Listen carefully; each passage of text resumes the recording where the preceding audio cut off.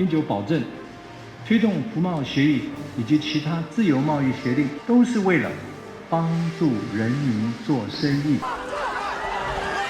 让我们的下一代有更好的未来。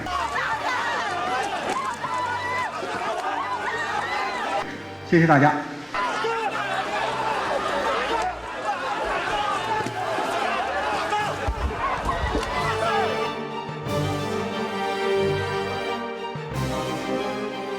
当民意已经不支持你，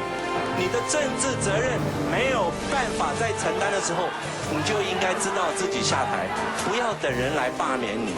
一个人要有羞耻，人家才会尊敬。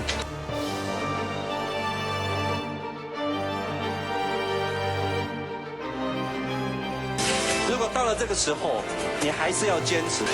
即使是没有犯罪，只要他无能，他做不好，他的满意度掉到18%，表示人民已经不信任他，表示人民已经不尊敬他，就可以把权力拿回来，对不对？